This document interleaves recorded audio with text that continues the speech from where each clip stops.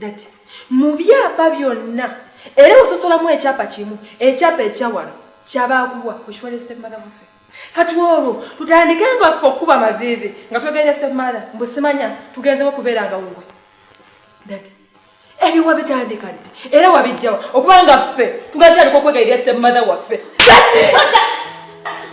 tampana wange mwana dati onkubye otusene kusa enyumba olw'ekyapa sigenda kukikuwa dati ekyapa okwapa kinkubye oluyi onkubye omulundi ogusooka nenkugumingiriza oyagala okukwata okuba gwokubiri gubeere omulundi ogusooka ate ogusembayo okuddamu okuwulira akamwako nga kafulumya ekigambo kya mami ng'omuvuma tisimanyi ogenda kututta nga tonnaba kutta mami naffe tugenda kusooka kuttamu tokiddangamu toddamu okufulumya erinnya lya mami wange ng'omuvuma okoze byonna tubigumidde naye tokiddangamu okwota otya ebintu ntyebitwalya stepmother wa kyogamba mami tasobola bitereka ebyawano kyogamba tasobola bitereka wafe tasobola bitereka okuva obadde oyombaoyombanga nkuwulira naye gubeere ogusemba ate ogusuuza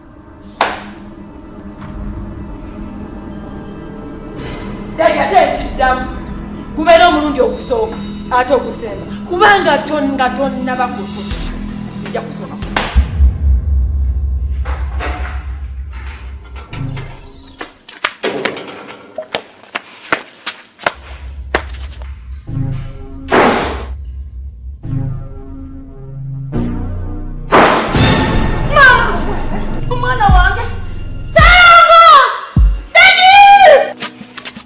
sijja kimuwa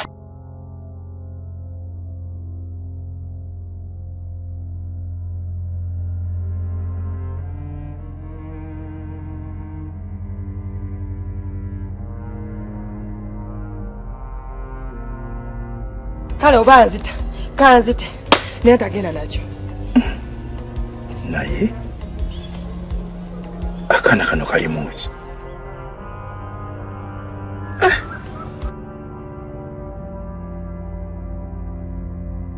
simanyi kwokyala kyaliko ne Saalongo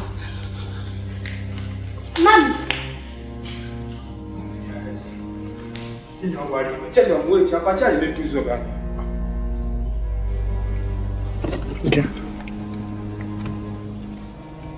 Hello? Okay. Kale.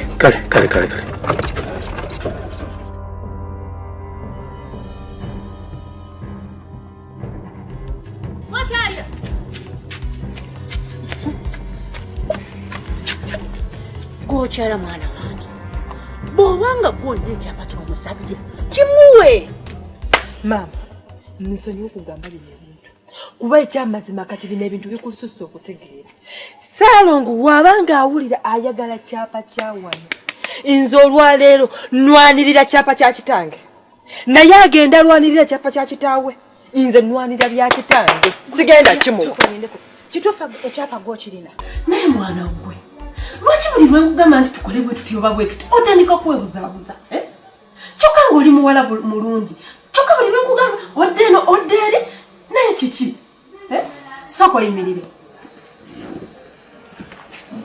kola bwoti laba ebintu den tuula kyokka buli kimu okirina naye lwaki toyagala kukozesa bintu byogwenga gwe Jasmine oli mwana mulungi oli mwana wa tawuni dda mu kirasi naawe kituufu ekyapa gw'okirina biki by'otawulidde biki by'ombuuza mbagambye sigenda kumuwa kyapa ddala bye mwogera bituufu nti dadi ayagala kukwata ekyapa ky'awana atakitwalire maama ow'engulu gokyalya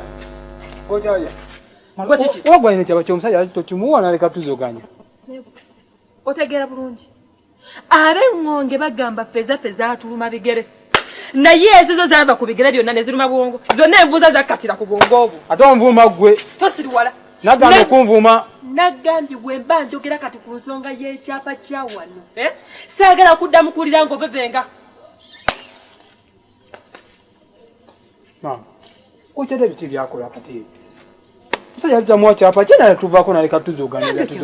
Omusajja apadde kyapa kya kimuwe. Ese no tukola ekikyamu. Kati buli abano nabo. Namwe mumuwagira ko ate kyapa kimuwe.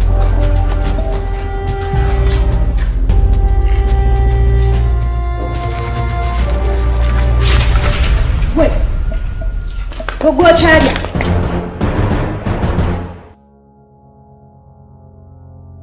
Gwo kyalya.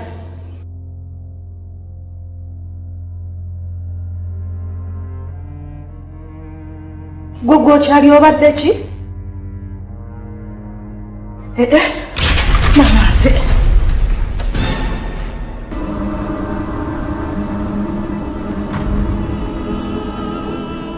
Kiki?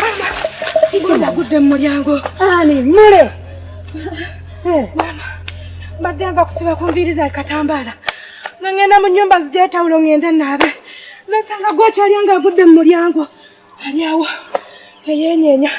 Avamo omusaayi. Kanze muyita. Naye nga teyenyenya. Simanyi oba afudde. Kiki? Vaayo. Vaayo mwana wange.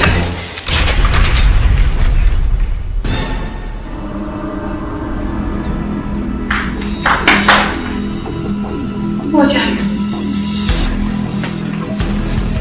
Ojayo mwana. Kamama. Kabudde olumanga malwa omusaayi. Ojayo. Jangan, jangan segera mati. Jangan, jangan. Jangan. Mama, mpola mwana wangu. Chichi. Baba.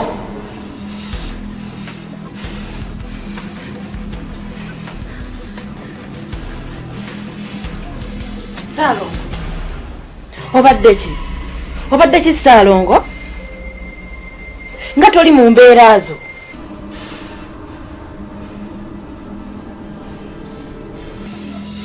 Buzibu ki? Fulira amaziko okunywa. Munnange nzo ntiisa. Woba oli mulwadde ddayo ewuwo.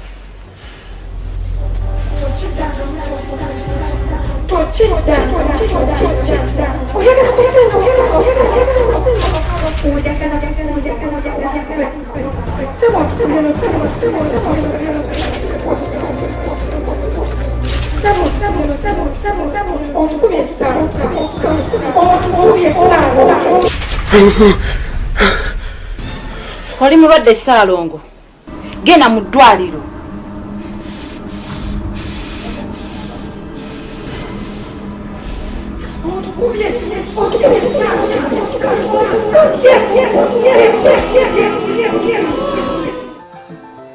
Imikubuulira nze bwe masaze okwagala omuntu njagala omuntu ogwo. Njagala era omutima gwange bwe gusaze okwagala njagala. Nze ebintu ebyo bya ssente kukula nsimanya ssente sibisobola. Kati ngende nga njagala buli omu ku kyalo n'amalako. Ate nze omusajja kasita njagala tankyawo. Kati nze sijja kwagala Uganda yonna njimaleyo. Olabe waffe mu Banyankole. Kutu omushaija kwa kunda akujuge nti mweno inafereze batata ente barimo kubahereza ente abo kwangu ni kula bashija bahurire mu Jasmine ali Kampala na akura bashija. Vamu ebyo Jasmine bakugambye ko nti nebyo bikyaliyo. Olaba obudde buno ne bwoddayo mwankola obudde buno ebyo tebikyaliyo. Simanyi ni mushwera ebyo byali byadda. Olaba obudde buno ne bwoddayo mwankole tebiriyo naye atoluwa ne Kampala. Wano obudde buno tulina kukola sente. Oyina buzibu Chichi. Sina mutawana gwo. Era senga nguyinira senga nkugamba. Nera nagambira just mpulyamu akantu kannumamu ku muno mukamwa katono kyeka nerumina bweru. Toyina mutawana otya nga wena ofaana bwoti. Sokola bw'ofaanana. Tukusanze wali oli mu kitaba ky'omusaayi. Olina ky'onkwiga. Sina tabbu yonna sirina. nkugambye nnyinamu kantu katono nnyo muno mu kamwa ke kannuma kye kanneerumye bwerumye sirina kirala sisobola kubeera na kintu kinnumira ku mubiri gwange sitakugamba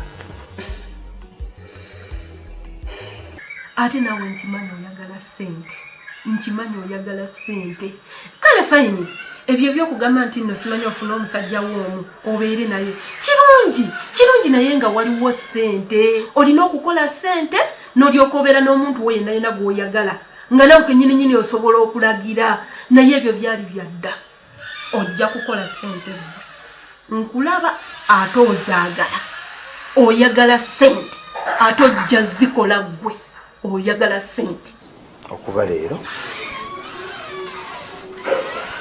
gana amaka gago lindako okakasa yes feel free gana amaka gago era oli wa ddembe ogakozesanga bw'oyagala Shamshuta lindako kyogamba Shamshuta kyotegeeza nti wano wange just calm down wano wowe okozesawo nga bw'oyagala banange simanyi nakyakuwa banange kiki kyonkoze no tewali bizibu lindako mama Hello? ngenze simanyi ate kiki kisoboka kitya tekisoboka naawe kati goli luddawo Jene benabadde nkubuuza sinnabivaako. biri wati Bembadde nkubuuza mu kisenge. bino byaba okumbuza mu kisenge Iye sinnabivaako. ma buli kimu kyombuuziza nkikunnyonnyodde bulungi simanyi waliwo bwe nnyonnyodde watategedde oba kuba nkugambye bulungi ekyamazima nakomye okutegeera nga taata atuyise bulungi wano mu ddiiro ng'atusaba kyapa kyawa era ffenna ne tumuddamu ne tumugamba ti tetumanyi kyapa bwe kiri nzizemu okubuuza okutegeera awo ku mulyango nga mulina sisitamu njawo muntwala mu kisenge era nebyombuuziza byenjijjukira mu kisenge byombuuziza bungi nenkuddamu kati kyekyakyoyagala nkugambe Kyogamba ebizzeeko byonna tolina kyotegeera. byenkugambye byebyo nkugambye nti nakomye okutegeera nga taata ali mu kutusaba kyapa wano mu ddiiro ffenna era ne tumugamba tumanyi kyapa we kiri Ate Saalongo okukuba oluyi. Kitaawo okukuba oluyi. ekiki kale kanzije ewa abantu babaaki ate kiki nasasula buli kimu kyokka ti omwana ngamba pomuzizza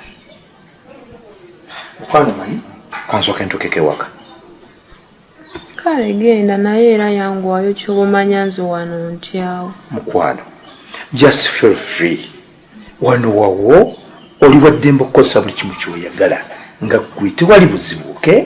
kituufu tewali tabu naye era naawe okimanyi awantu wakandeetawo kati wuuyo otambula ondekewo nze ngenda beerawo naani Martha nkakasa kyenkugamba buli kimu wano kakkana beerawo era kola buli kimu kyoyagala Taatawo.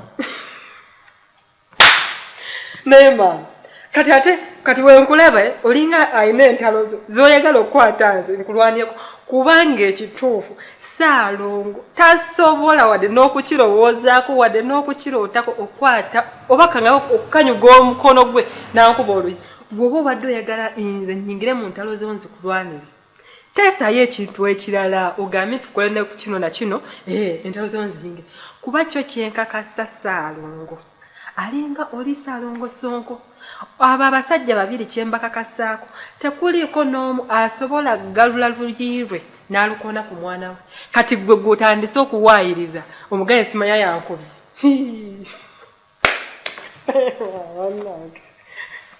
nyankola agamba tekakirebaga naye Gokyala.